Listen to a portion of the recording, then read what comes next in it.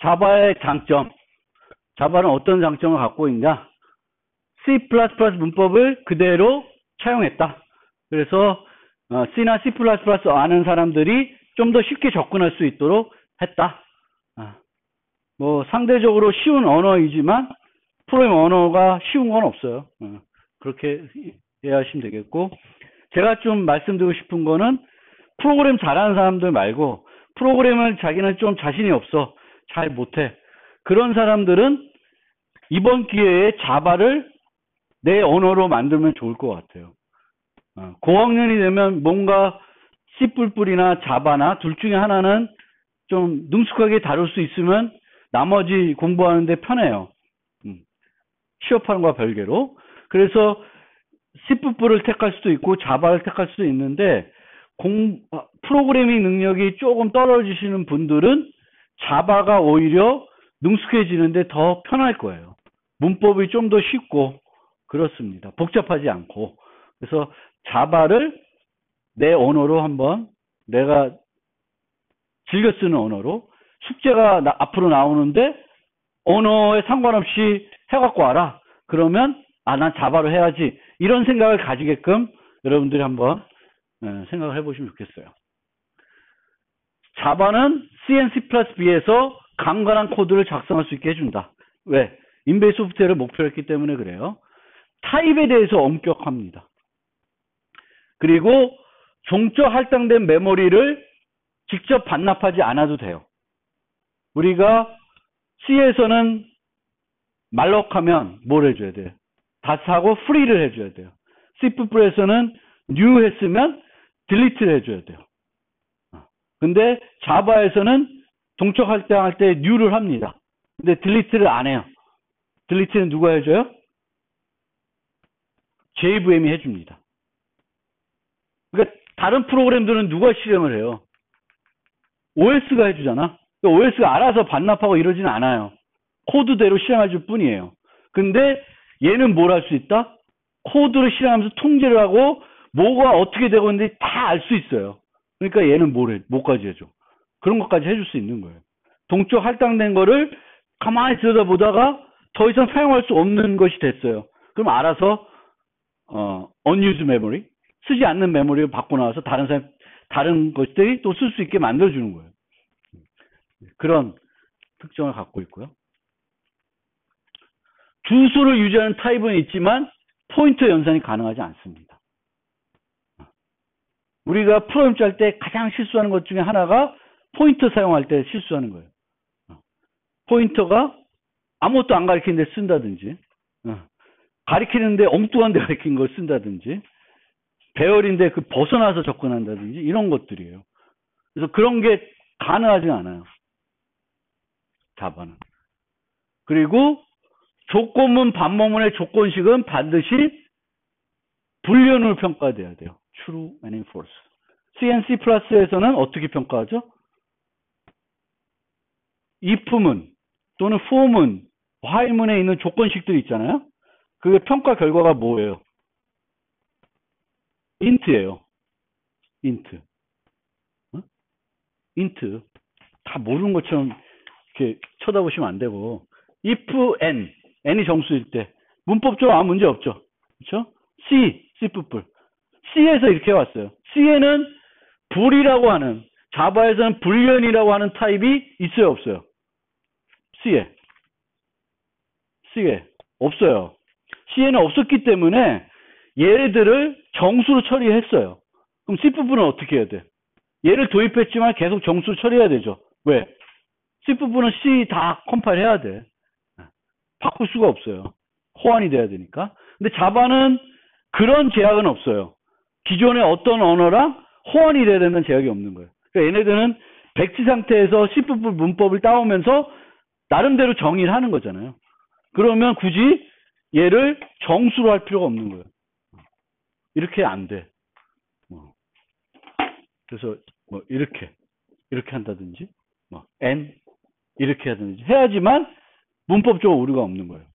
if n, 얘는 정수야, 불리언이 아니야. 그럼 안 돼. 이렇게. 함수의 인자 전달값은 콜 바이 밸류밖에 없어요. 그건 나중에 또 설명하는데, C에는 어떤 방식이 있죠?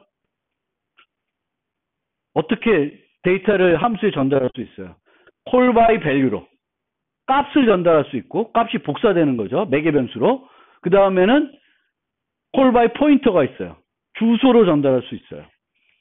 두 가지 방식이 있고, C에는 call by value, call by pointer, call by reference 세 가지가 있어요. 자바는 call by value 하나밖에 없어요. 세 가지 있는 게 좋을까? 한 가지만 있는 게 좋을까? 한 가지만 있는 게 좋아. 고민할 게 없잖아. 세 가지가 있으면 어떻게 해야 돼? 고민이 돼요. 그 순간에 어떤 걸 쓰는 게 제일 좋을지 여러분들이 고민해야 돼. 세 가지가 있으면 또 뭘 익혀야 돼? 세 종류의 문법을 익혀야 돼요. 그렇죠? C++은. 근데 얘는 한 종류밖에 없어요. 다중상속이 가능하지 않고 연산자를 재정의할 수 없다. 이렇게 됩니다. 라이벌이 잘 돼 있다. 그런 특징을 갖고 있어요. 그래서 이런 얘기를 하고 있습니다. 아까도 얘기했지만 얘를 코드잖아요. 다른 컴퓨터에 있는 코드를 내 컴퓨터에 실행하는 거는 바보 같은 짓이죠. 원래는. 그렇죠? 백신도 안 깔아놓고 다른 걸 갖다가 쓰면 큰일 나요. 그렇죠? 보통은. 그러면 이 개념, 웹페이지에 코드를 올려놓고 브라우저에서 그 코드를 실행한다는 것은 어때요? 상당히 위험한 거죠. 생각해 봤을 때. 그런데 그 코드를 누가 실행을 해요? OS가 실행하면 되게 위험한 거예요. 그렇지만 자바는 누가 실행해요? JVM이 실행합니다. 그럼 JVM이 뭘 할 수 있을까? 코드를 실행하면서 위험한 것은 실행 안 해줄 수도 있어요. 통제를 할 수 있다는 거예요. 그래서 여기 있는 스큐어, 샌드박스라는 개념은 JVM이 해준다는 거예요. 실행할 때 문제가 될 수 있는 것들은 얘가 걸러낼 수 있다. 뭐 모든 거 걸러낼 수 있다는 건 아니지만 그래도 그거를 갖춰져 있다라는 거예요. 그래서 그런 특성을 갖고 있습니다.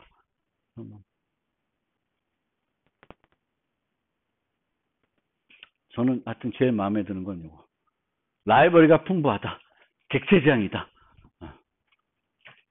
그렇습니다. 넘어가고요. 그래서 자바의 역사, 자바의 특징에 대해서 이제 설명을 드렸고요. 수업 본격적으로 이제 자바의 기본 문법을 설명하기 전에 객체지향 얘기를 조금만 하고 설명을 드리겠습니다. 그래서 C와 같은 예전 언어에서는 절차가 중심이었어요. 기능. 이 프로그램을 만들 때 이 프로그램에 필요한 기능이 뭐지? 이거를 먼저 잘 분석한 다음에 이 기능들을 어떤 함수로 표현할까가 중요한 어떤 설계 이슈였어요. C 같은 언어에서는. 근데 지금의 소프트웨어들은 그런 기능보다는 또 뭐가 또 복잡해졌냐면 이 프로그램에 쓰는 데이터들이 복잡해진 거예요. 그래서 더 이상 기능만 쳐다보고 있어야 되는 것이 아니라 뭘 더 중점적으로 봐야 되냐면 데이터를 봐야 되는 거예요. 이 프로그램에서 처리해야 될 데이터가 뭐냐가 더 핵심적으로 우리들이 설계를 할 때 중점적으로 봐야 되는 거예요. 그래서 그것을 할 수 있게끔 이제는 기능 중심이 아니라 데이터 중심으로 넘어가게끔 만들어진 그 프로그래밍 패러다임이 객체지향이라는 거예요. 객체지향. 그래서 객체지향은 기능 중심이 아니라 데이터 중심으로 넘어가는 거예요. 그리고 데이터와 그 데이터를 처리하는 것을 하나로 묶어서 하나의 단위로 처리하게 됩니다. 데이터와 그걸 처리하는 걸 따로 떨어져 있는 게 아니라 데이터와 그 데이터 처리하는 것을 하나의 어떤 단위로 묶어줘요. 그걸 이제 객체라고 하는데 묶어서 처리하게 됩니다. 객체는. 그래서 그거를 전문 용어로 캡슐화했다고 합니다. 데이터와 그 데이터를 하나의 틀로 결합을 하게 됩니다. 그러면 객체라는 건 뭐냐? 객체. 객체는 실제적으로는 실세계에 있는 사물들을 우리가 사람이 인식하는 것과 똑같은 그 인식을 프로그래밍 언어로 표현하기 쉽게 만들어 놓은 거예요. 쉽게 만들어 놓은 겁니다.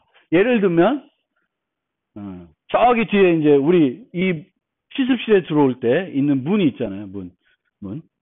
그러면 지금 저 문을 보면 뭐가 떠올라요? 아, 문이 지금 2개짜리네. 그렇죠? 지금 닫혀 있네. 유리로 돼 있네. 이런 건 뭐예요? 그 문의 상태가 되는 거죠. 지금 현재 상태는 문은 유리로 되어 있고 2개로 되어 있고 닫혀 있어요. 상태예요. 그럼 저 문을 갖고 내가 할 수 있는 건 뭐냐? 가서 열고 닫고 내 카드로 잠글 수가 있어요. 그건 행위예요.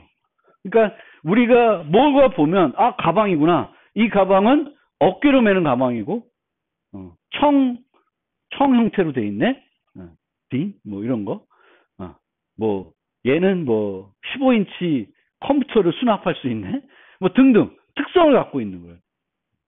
그리고 얘를 갖고 할 수 있는 거, 들고 다닐 수 있는 거지 뭐 물건을 뭐 여러 가지 넣고 그 가방에 뭔가 넣고 뺄 수 있고 그런 것들이에요.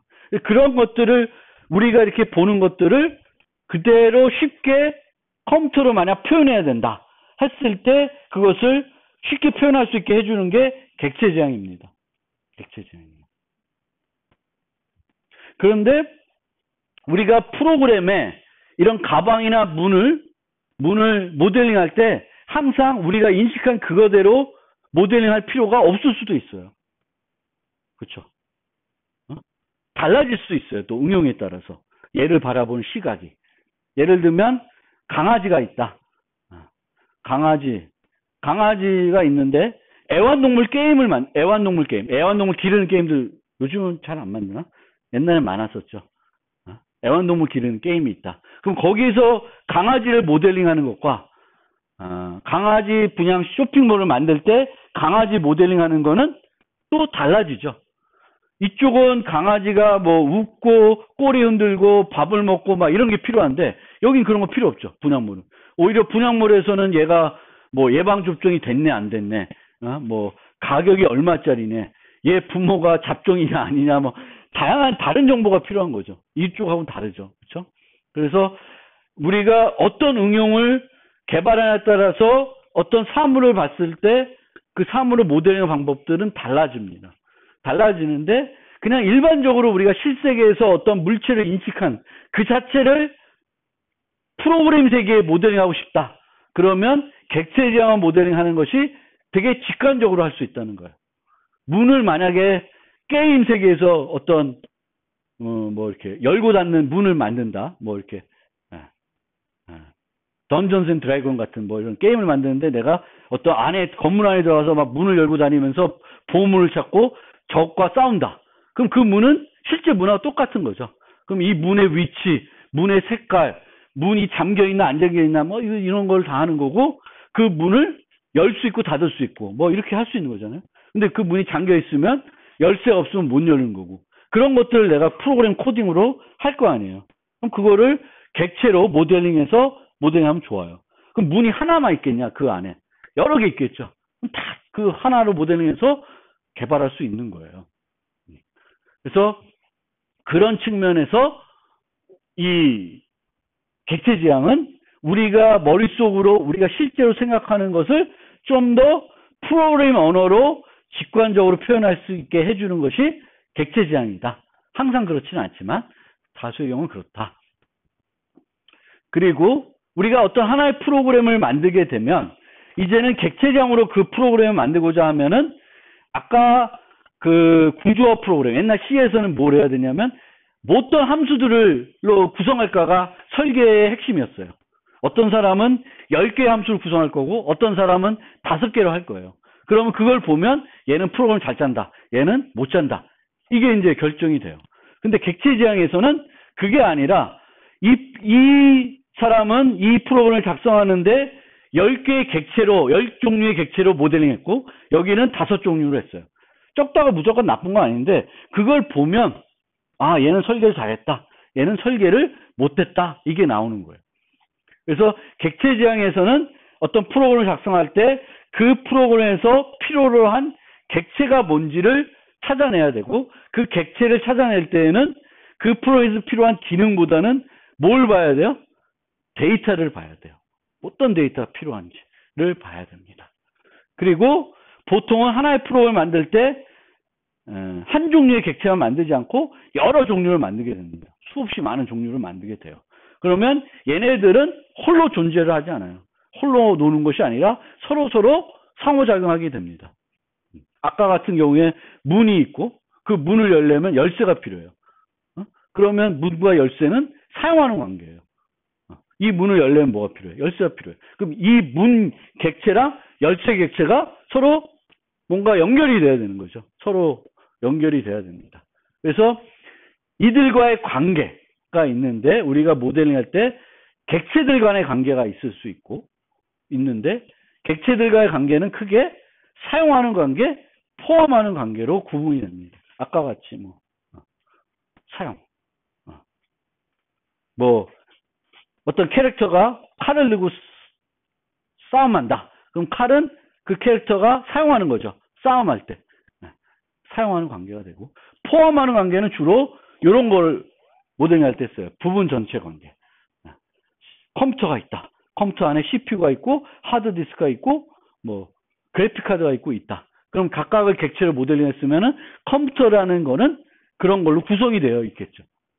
그래서 그런 것들로 이렇게 관계들이 형성이 됩니다. 그래서 어떻게 우리가 관계를 형성했는지가 또 설계를 잘했냐 못했냐를 좌우하게 되는 요소가 돼요. 그래서 객체는 세 가지 요소로 여기 나오네. 세 가지 요소로 정의가 되는데 상태를 가지고 있고 행위를 할 수가 있고 식별자를 가져야 돼요. 식별자가 설명 쉬운 건데 객체가 여러 개 있을 수 있잖아요. 한 종류의 객체도. 그럼 구분해서 쓸 수 있어야 되잖아요. 이 컴퓨터 저 컴퓨터 다른 거니까 똑같은 종류의 객체이지만 그러면 프로그램 세계에서는 식별자가 뭐가 될까? 변수가 돼요. 얘는 컴퓨터 A, 컴퓨터 B, 컴퓨터 C 이렇게 되는 거죠. 변수. 아니면 얘를 이 전체를 컴퓨터스라고 하는 배열로 해서 얘는 색인 0, 얘는 1, 2 이렇게 해서 접근하잖아요.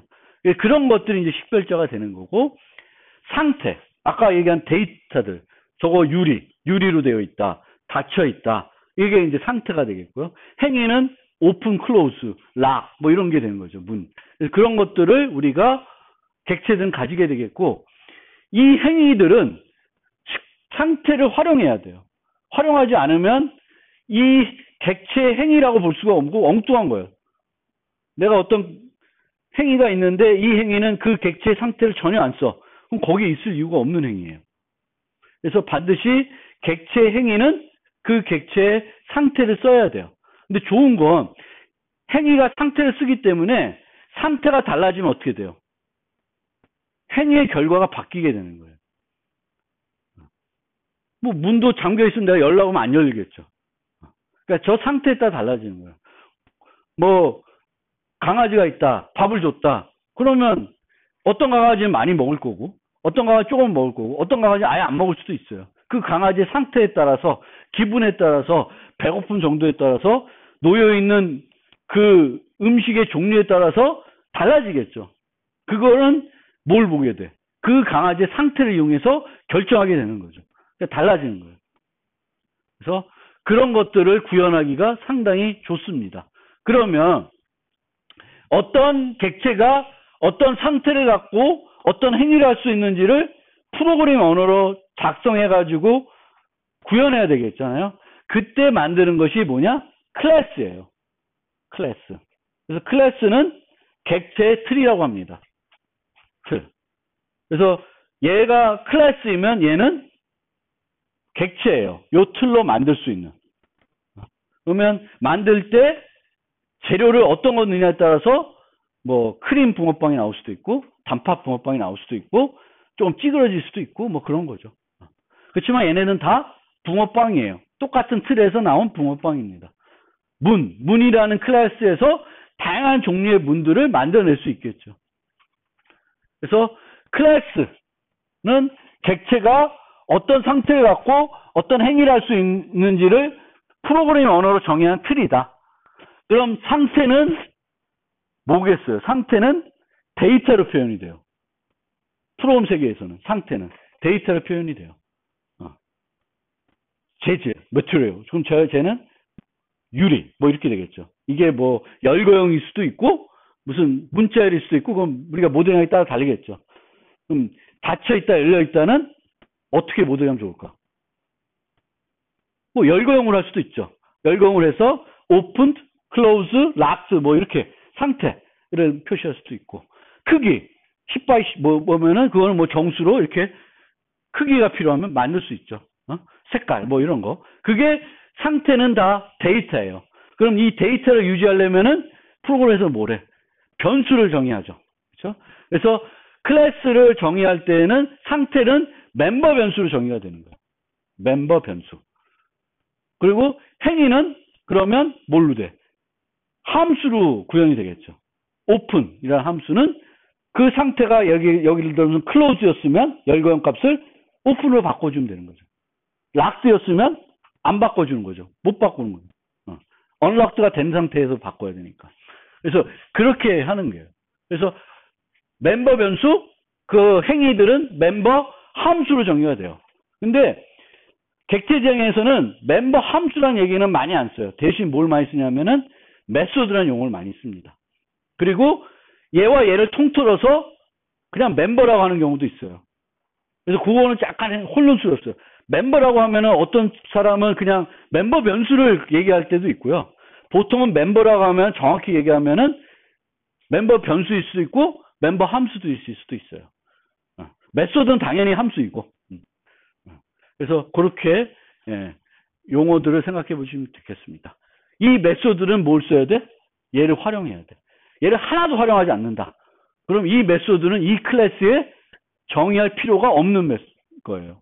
C++에서 그런 같은 함수들은 어떻게 돼 있어요? 독립적으로 정의하시면 돼요.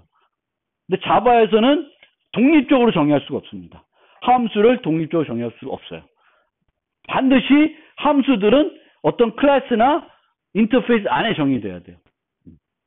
그런 또 제약은 있긴 있어요. 그래서 이 클래스들도 그냥 혼자만 있는 게 아니라 다른 클래스하고 어떤 연결고리가 있을 수 있습니다. 또 다른 클래스를 이용해서 얘를 정의할 수가 있어요. 그래서 여러분들이 C++를 배웠으면 알겠지만 상속이라는 관계가 있고요. 자바에서는 좀 하나 더 구체화라는 게 하나 더 있습니다. 상속. 그래서 상속은 뭔가 기존의 걸 이용해서 더 세분화된 걸 만드는 거예요. 뭐 예를 들면 애완동물 우리 프로그램에서 애완동물 모델을 하는데 이 프로그램 안에서 강아지도 있어야 되고 고양이도 있어야 돼요. 애완동물이라는 관점에서. 그럼 강아지도 고양이도 같은 특성이 있어요. 다른 것도 있지만. 그러면 내가 얘를 따로따로 정해야 되면은 여기도 정해야 되고 여기도 정해야 되잖아요. 그럼 뭐야? 프로그래머가 제일 싫어하는 거 중에 하나가 코드 중복이에요. 여기도 구현되어 있고 여기도 구현되어 있잖아요. 그러면 중복을 안 하려면 얘네들 중복된 거 빼와. 그래서 위에다 정의하는 거예요. 애완동물이라고 하는. 그럼 애완동물이라는 걸 정의하고 있으면 얘를 이용해서 강아지도 정의할 수도 있고 고양이도 정의할 수 있고 지금은 강아지 고양이밖에 없는데 나중에 필요하면은 햄스터, 너구리, 뭐 거북이 아무거나 다 만들 수 있어요. 공통된 위에서 만들어서 만들 수가 있습니다. 그게 상속이에요. 상속. 그래서 그런 거를 해줄 수 있습니다. 그래서 객체지향하면 떠오르는 용어들이 원래는 캡츄라, 인캡슐레이션, 상속, 이네리턴스. 그래서 상속을 통해서 얻어지는 게 폴리모피즘이라는 게 있어요. 다양성이라는 거. 그래서 아까처럼 펫이라는 게 있고 애완동물 이렇게 있잖아요. 펫이라는 리모컨을 가지고 강아지를 처리할 수도 있고 고양이를 처리할 수도 있어요. 그렇죠? 근데 강아지 리모컨 갖고 강아지 처리할 수 있어요. 강아지 타입 갖고 강아지 처리할 수 있는데 부모 타입 갖고 강아지를 처리할 수도 있어요. 상속 관계에서는. 그렇죠? 그러면 얘를 갖고 처리하는데 얘는 눌렀을 때의 결과는 강아지면 강아지 맞게 행동하고 고양이면 고양이 맞게 행동하는 거예요. 그게 폴리모피즘이라는 개념이에요. 다양성. 그렇습니다. 그래서 코드를 갖고 잠깐 한번 보면 옛날하고 지금하고 C++ 다 배운 사람이니까 다 아는 내용인데 그래도 한번 보고 넘어가면 옛날에 C에서 좌표를 처리하는 XY 좌표 많이 필요해요. 이 XY 좌표라는 게 그래픽 할 때도 필요하지만 우리 팩맨 할 때도 이거 필요해요. 팩맨 할 때도 이제 이동을 해야 되는데 얘 위치가 어디냐? 이 배열에서 10x10 위치에 있다. 그럼 그거 잡으러 가야 되는 거예요. 그때는 X좌표가 10, Y좌표가 10이다. 뭐 이런 걸 해서 프로그램 짜야 되겠지.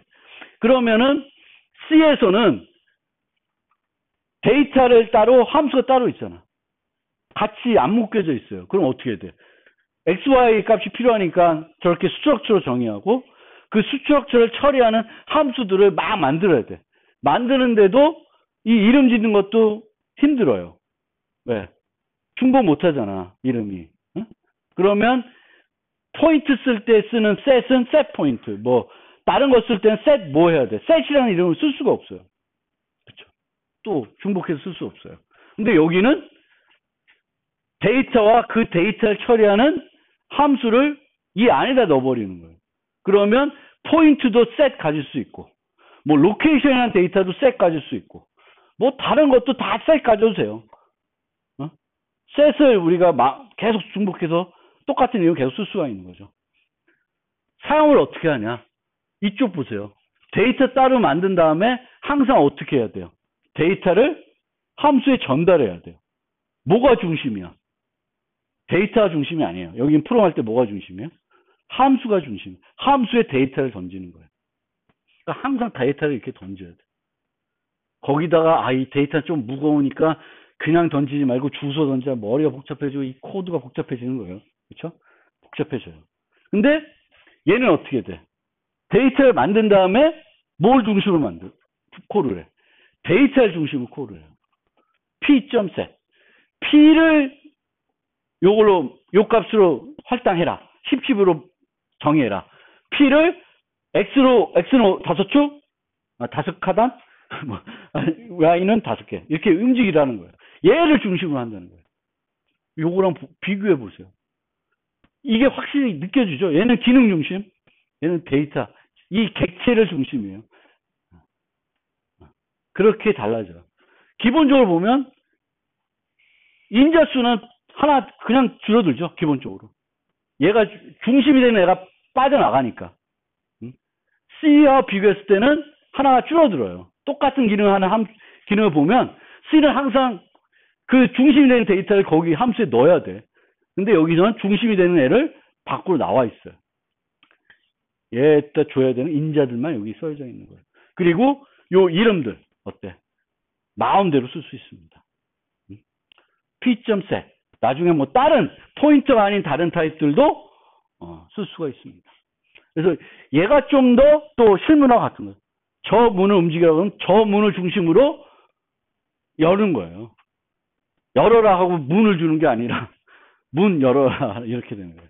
그 차이가 별거 아닌 것 같은데도 이제 하다 보면 훨씬 얘가 더 편한 방법이에요.